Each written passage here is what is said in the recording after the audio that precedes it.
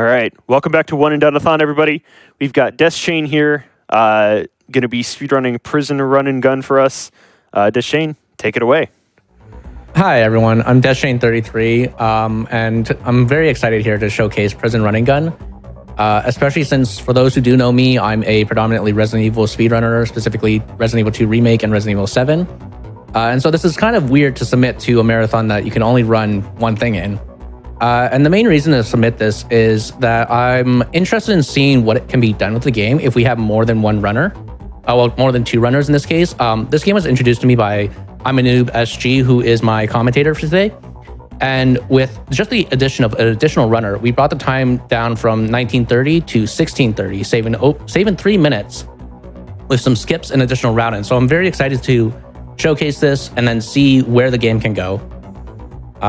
So timing will start when I hit enter on the how to escape. And so I'll count it down. So 5, 4, 3, 2, 1, go. So the first thing we need to notice is that during these black screens, I can still move. So we're going to take that to our advantage, doing specific inputs throughout the black screen so that we can go through the game as fast as possible. Specifically in this next level, I'm going to try to go left and jump to ledge grab like that. So this introduces us to the helmet. The helmet allows us to firstly, to tank an extra hit as well as break floors from below. And so we use that to our advantage to be able to just go through the level quickly. So this is going to be the any percent category. Any percent requires you to beat in the game and gotten, I believe, 25 of the 29 keys to be able to progress. We're also routing out a 100% category. So coming up here, I'm going to try to go for, I call it the bullet skip. It saves about a second. If you're fast enough, I'm probably not going to get it here. No, I'm going to take it safe. If you're fast enough, you can get on top of this ledge up here before that gun shoots another bullet. And it saves about a second. So the game has a good amount of movement skills for how much it is. It's about $5 when it's not on sale. I bought this game for about 50 cents and got about 100 hours out of it so far. So level 3, I'm going to try to, there we go. We preload to the right and then jump over that saw. Now you'll see me drop weapons occasionally. And the main reason for that is you move faster when you're not carrying a gun. And so we'll use that at certain points so that I can go faster through the level. Now, this game has a bunch of different RNG. We have different gun RNG. My file has all the guns unlocked as well as all the keys. So I can get any kind of the guns, which are a blaster, a minigun, an assault rifle, a shotgun, and an SMG. So I'm going to throw it that way. There we go. So I'm going to throw that gun so that it's easier to just get through the level.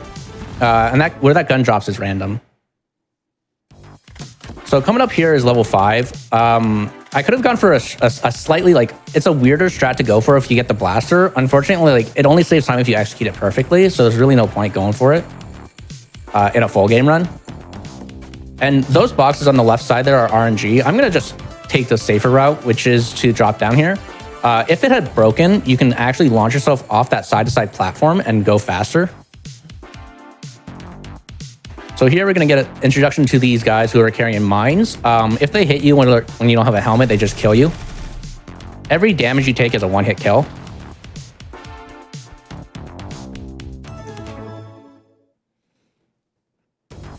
So level 7 is on just a timer. So you don't actually have to go as fast as possible here. You can't beat that the elevator on the side, the cycle. So you have to wait for it. And you have to wait for the gun to break the box at the top as well. It's like a mini break. Yeah, exactly.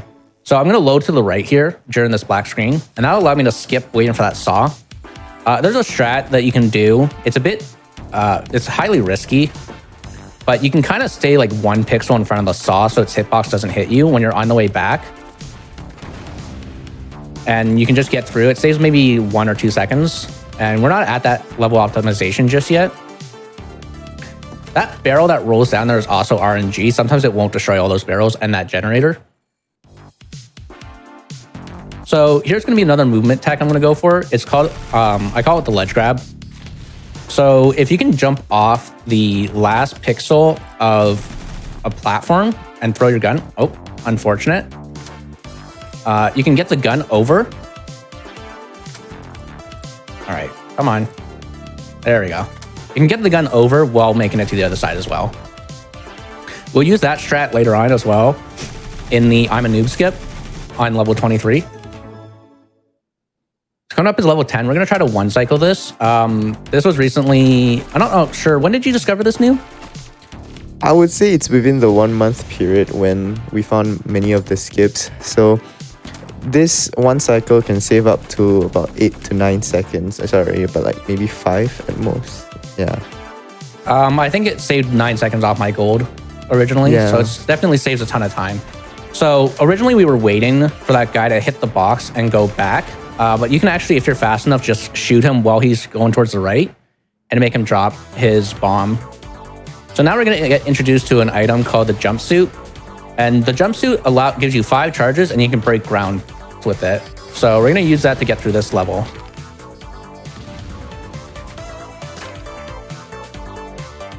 And as you'll notice, the song changes. It changes each 10th level. So each new section gets a new song. So I'm going to stand here, just so it's a safer strat there. Excuse me. So we have a slightly faster strat for level 12 than what I'm going to showcase here. Unfortunately, it's kind of like a lot of the strats in this game that are faster are the kind that's like it saves 5 seconds or kills your run. Yeah. So generally, we'll take the safer strat for a marathon. This game has a lot of YOLOs.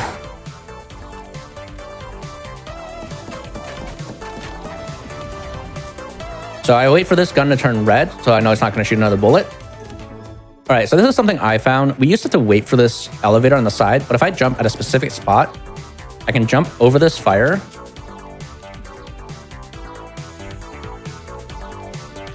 Get back. You have to be careful of this gun here. I'm going to jump another bullet. All right. Whoops. You can save 6 seconds by shooting those barrels and then waiting for their hip frames to be gone and getting through in a jump. Yeah. I accidentally hit my cycle there. Yeah, I accidentally hit my analog stick. So we get it. All right. Sometimes the analog stick does not like turning to the other direction. There we go. So I run this on controller. You have controller and keyboard and mouse. Well, I guess keyboard in this case. I find controller easier to work with. And so I'll switch to the D-pad occasionally when I'm doing wall jumps or wall grabs, mainly because I have a habit of falling off the wall. I'm going to have to detonate this safely. There we go. You could run past that. I probably could have, yeah. I want it to be safe. You can move. I moved past that fire extinguisher there because when you shoot them, they explode and they stay on fire for like a good 2 seconds. Slow grenade, that's all right. So I'm gonna wait for this mine to go to this beige section, jump on it, and then jump up. All right, now I'm gonna go switch to my D-pad. I'm gonna wait for this. You can one cycle this wall, but we'll just take it safe here. And now drops a guy here. We're gonna wait for him to go to that line. Oh, I messed it up. It's all right, we get to see the level again. Got a faster grenade there. So I'm not sure exactly how that grenade speed works. Yeah. So about those flying mines. So those flying mines actually explode once you get close, like once you get close to it, and it will actually drop another mine that will fly in a random direction, and sometimes that can actually kill the run because it might fly to you and kill you. Yep, there we go. That's what I meant to do. All right, so now I'm going to load to the left and jump. Oh, didn't get the jump off. Sometimes the game doesn't read my input. What you do there is you'll be able to trigger that mine during the black screen, so that it immediately drops that the helmet on you. So I'm going to just tank this hit because helmets allow you to tank damage. And that's what I call the barrel skip. Originally I would wait for that barrel, but you can actually make it and save some time. So this game is still evolving. I'm not going to showcase it here because it doesn't actually save that much time, but I found a strat today while practicing that saves probably about 2 seconds in this level. So the way the jumpsuit works is if you hold the jump button when you land on something, you can actually get jumped. You can get boosted up higher. And so what you can do is you can actually just use that jumpsuit that you picked up to grab the gun and then boost yourself over that electrical field. It's just incredibly risky. So I'm going to stand here in case we get bad RNG, good RNG. Sometimes that barrel will hit a wall and so it won't blow up the floor and you have to throw a grenade.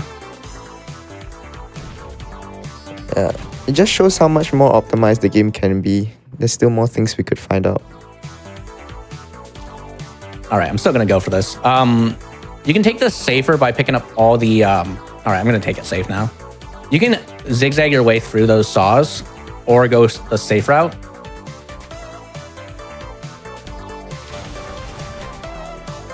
The zigzag route is way easier to do on the controller, I believe. Yeah, so a lot of the cues in this game are visual cues. Like I'll jump at a specific spot. For example, when it's about halfway through this elevator or this window, I'll jump. So it really helps us be able to time stuff.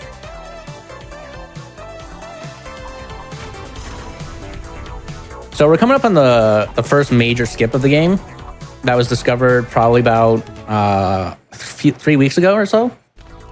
So this is called the jumpsuit skip. This level wants you to grab that box there, which has a jumpsuit in it. Come on.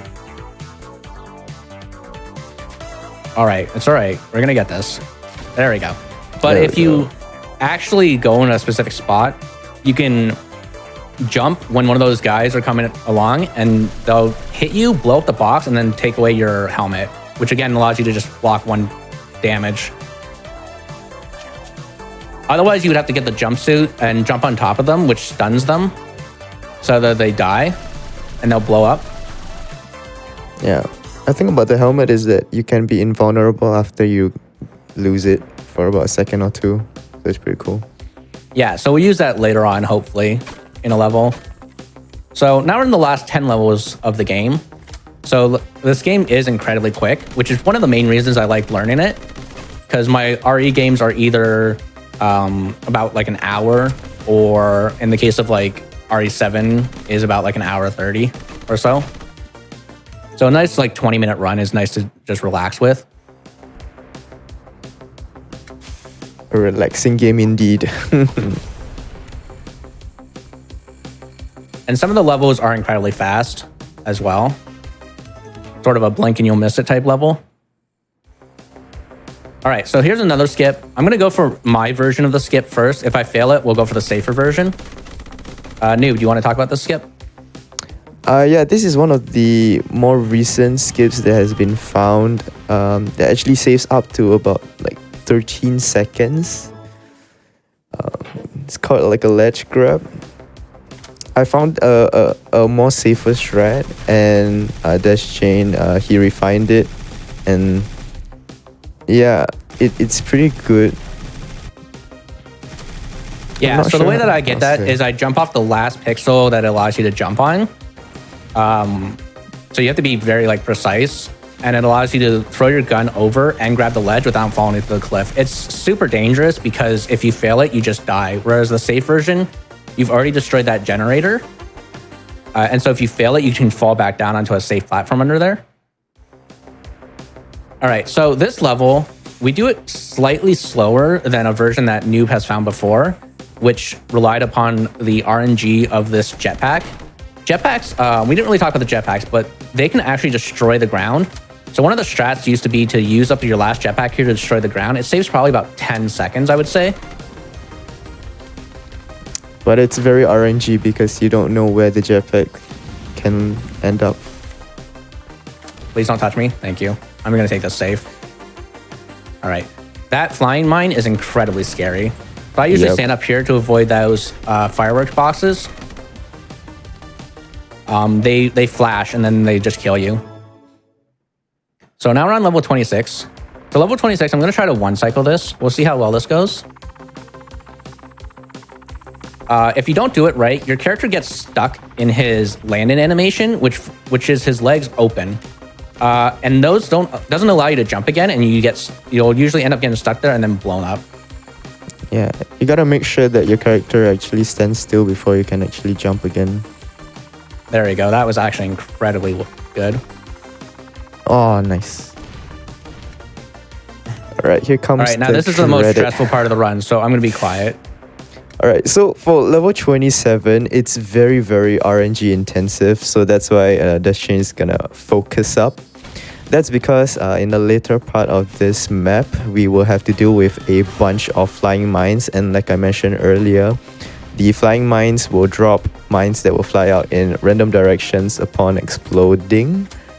So it will either land to our advantage or kill the run entirely. So in this case, it actually works out just as intended because it needs to land at one of those platforms and destroy the beam for us to get down and destroy the generator. And he did it in one try. Oh, that's big. That's big.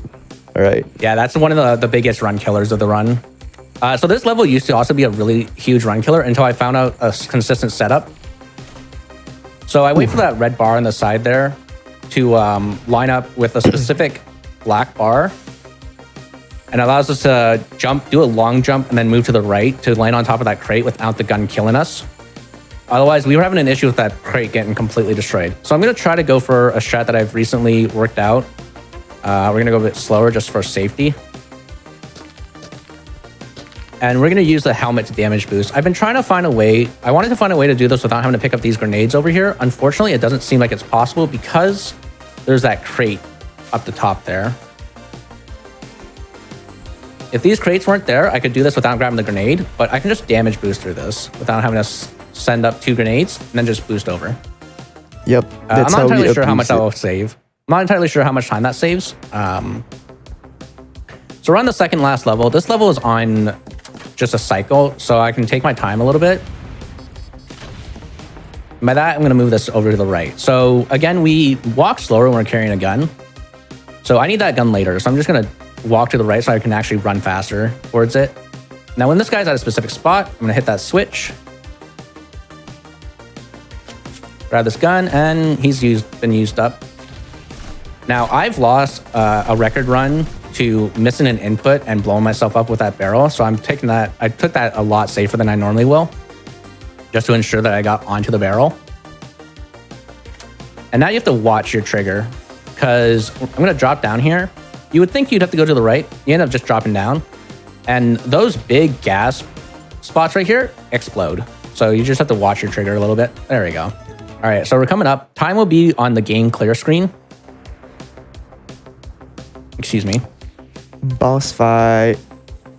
And you think, okay, I'm free. No, there's an attack helicopter now. This prison does not want you to get out.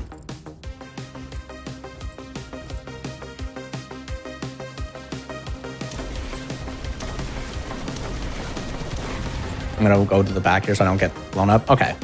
And we're going to keep the rocket launcher because we need it. If you pick up that Gatling gun, it's incredibly slow. And so time is coming up. Reaching the end of the game. And time. Let's go. Yeah, so also this is going to be very, very loud, and I apologize. There's no way to skip it.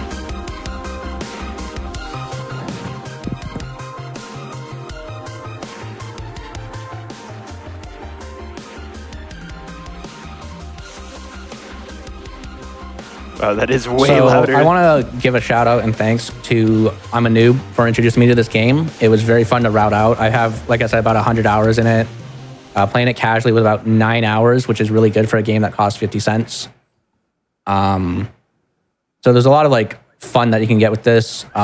We have a Discord if you're interested in learning the run, where we can just talk about the runs like that. And yeah, thank you for having me on. It was really nice to run this. Yes, thank you guys so much. Shout out to Jordan and Juho and Voidmine / Shine Steve. And thank you for coming on and showcasing the run.